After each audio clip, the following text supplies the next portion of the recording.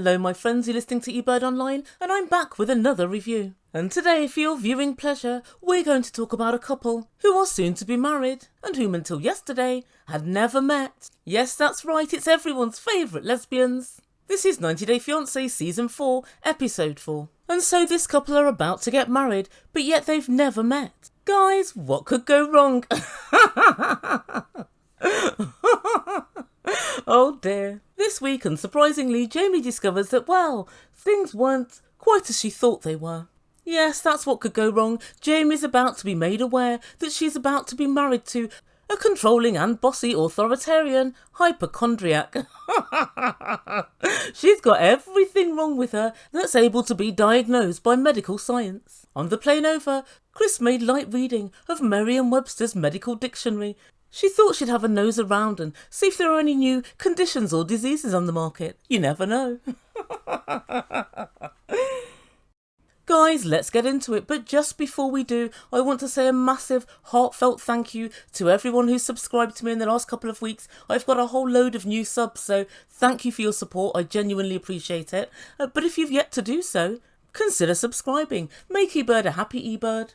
And don't forget to hit the notification bell if you don't want to miss any of my uploads. Also, if you enjoy the video, please don't forget to smash the like button. It really does help my analytics. Thanks guys. Right, so without further ado, I give you Kris and Jeymi. So when we first see this couple, Kris wastes absolutely no time in letting us know the two are sexually compatible.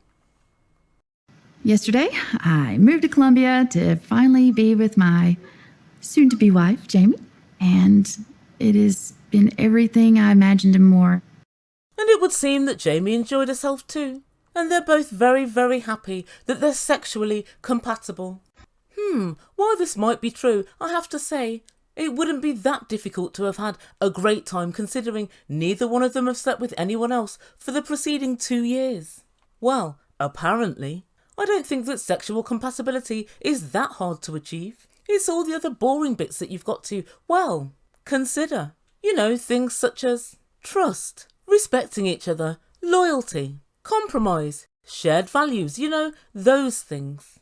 And so the couple get up and Kris lets Jeymi know that she needs to urgently buy toothpaste. Oh no, she can't use Jeymi's toothpaste for it contains mint and Kris is allergic to mint. But then it's time for gifts and Kris gives some wedding shoes to Jeymi and Jeymi seems very happy. I've got to say, they are quite nice shoes, although they do have clear perspex on, which I'm not sure is quite right for a wedding, but hey ho. Kris also lets Jeymi and us the viewer know that she's paid in entirety for Jeymi's wedding dress. But then Kris decides to start, well, adulting. She fixed Jeymi with a parental stare and she let Jeymi know that she was very upset about something.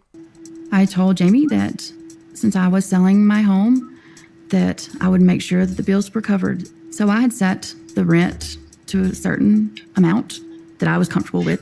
Then Jeymi calls me all excited saying that she found an apartment. She is moving in tomorrow. And this apartment was $100 more a month in rent. So I was pretty pissed.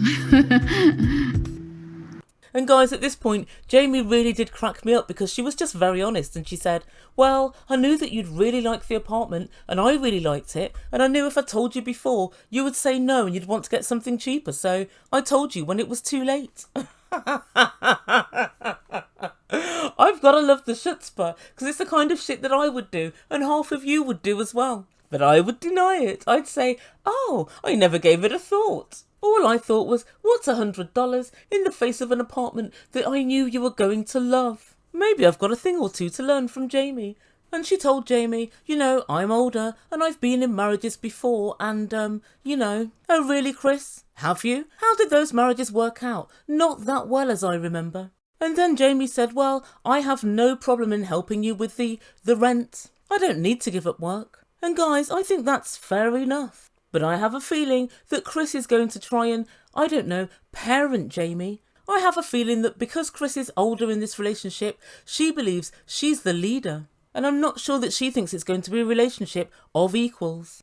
And Kris finishes up by telling production, I hope things aren't going to be too tight because of this $100. Kris, if $100 a month is make or break for you, you shouldn't be doing the shit that you're doing. You have no business flying across the world to marry somebody that you don't know if $100 a month is make or break. Maybe, just maybe, you should have got your properties rented out before you left on your jaunt. Just a thought. And so next time we see this couple, they're walking around the streets of Bogota. They're holding hands and somebody drives past and says, love is love. And when Jeymi translated what he'd said to Kris, she was very happy and she explained that she could never walk around Alabama in the small town where she lives without worrying about what people were thinking or saying or getting horrible comments. And I'm quite pleased for Kris that she feels very free in her relationship for the very first time. And so the couple go into a chemist and they manage to purchase bubblegum flavoured toothpaste. What?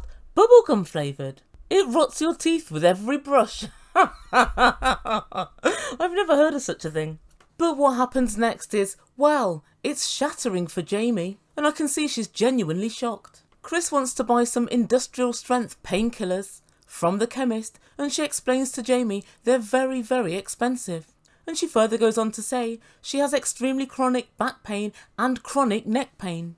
And then she explains to Jeymi that she's been dealing with this chronic neck pain for 21 years. And then Jeymi looks a little bit puzzled and she asks Kris, why haven't you gone for surgery to get this fixed?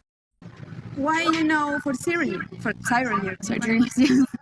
To fix my neck, they have to put a metal bar around here and screw it into my head. Okay. And then bars down like this to hold my neck in place for a year. Okay. It's a big, big surgery. I'm talking over $100,000 for that surgery. And as she delivered this information, Kris smiled at Jeymi, but Jeymi looked extremely worried, as I would be. And Jeymi said to production, I've heard all about this neck pain, but I never knew it was so serious, and I didn't realise that when she has an operation, she's not going to be able to move her head for a year. And guys, she didn't even mention the $100,000. If you're in a couple, the $100,000 is pertinent to you as well. Has Kris maintained her health insurance in the United States? Who knows? It's not like the UK where you can just go and have the surgery. But then Jeymi has a few choice words about the whole situation with Kris to production, and she said the following. She has neck pain, she has back pain, she needs to have this really expensive, really serious surgery done. And that's on top of the narcolepsy. Oh, and I nearly forgot, the allergy to mint. And this is just day one. She's very worried, and I think this is the sort of thing that Kris should have explained to Jeymi before moving countries to get married. It would seem as if she's mentioned it, but really not given any detail to Jeymi. And now she's hitting her with all of this information on day one. And that's where we leave things for this week. So what does the Ebird make to all of this? Well, I've got several thoughts about this relationship. I think overall, the couple are in love, and I think it's entirely possible that it could work. However, there are some problems and some things they need to overcome. I spoke earlier about the things in a relationship that are, I think, intrinsic to having a good relationship, and one of those is trust. As we know, much ado was made of the whole situation where Jeymi started talking to some other woman in Texas. But as we know, that was because Kris had ghosted her for about 3 weeks. And I don't think Jeymi was even sure the relationship was still even in existence. I think trust is absolutely key, and I really don't understand why Kris didn't mention all her ailments and all the problems that she has to Jeymi before she arrived. I could tell by the way that Kris spoke with her mum about the narcolepsy that she'd mentioned it, but she said, I don't know if Jeymi realises how serious it is. And so she can fall to sleep at any point, in a restaurant, wherever they are. And so that is something that Jeymi will have to deal with. But I think Kris has given her the bare bones about really what narcolepsy actually is and what it entails. But Kris also said that she gets night terrors. And she said, I might wake up in the middle of the night and you might get a karate kick. Did she make this clear in the 1.5 years that they've been talking before they actually met each other? She had the opportunity, but no, of course, no, she didn't. But the main thing that I think is a problem regarding trust is the whole issue with regard to the chronic back pain and neck pain.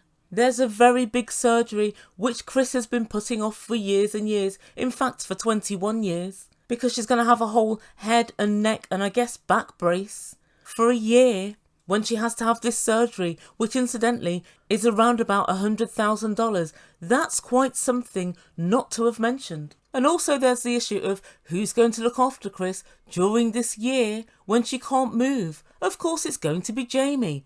Unbelievable. Kris told Jeymi in quite a factual manner, but she didn't seem to read the fact that Jeymi looked worried and surprised that this was the first she was hearing of it. And I think all of this is made much, much worse by the fact that she's moaning about $100 a month more for the apartment they've decided to rent. And even though Jeymi said, I'll help you with the rent, you don't have to pay all of it yourself, as we previously agreed, Kris still seemed very peeved and very upset that it had even happened. I think Jeymi's very worried because little by little it seems as if Kris is allergic to things and has medical issues which haven't previously been disclosed. And it seems as if Jeymi's sitting here wondering now, what else? This is day one. What else am I going to hear? But now we're going to go into Ebird's world of paranoid theories.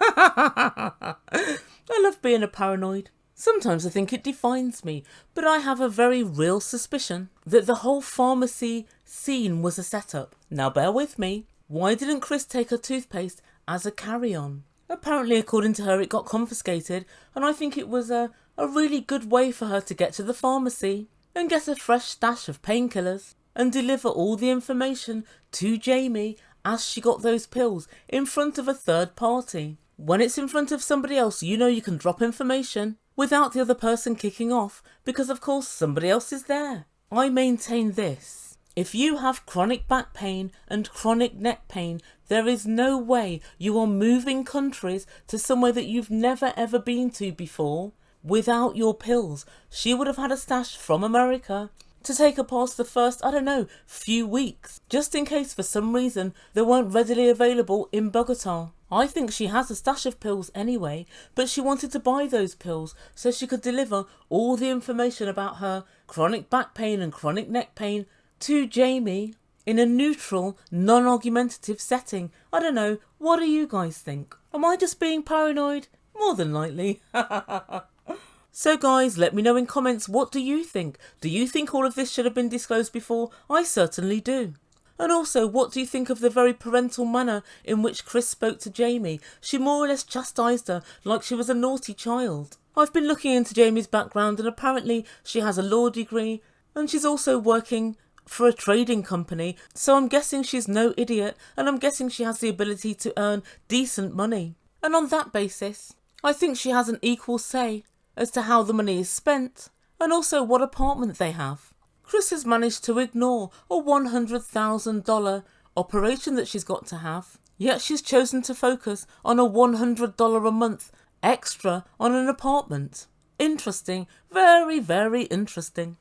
In my mind, it's not a typical sugar mama scenario that we all thought it was when we first looked at this relationship. Anyway, let me know what you think and I'm going to get on with my next video. Guys, please don't forget to like and subscribe and all of that good stuff. And I'll see you very soon. You've been listening to Ebird Online and I bid you good day.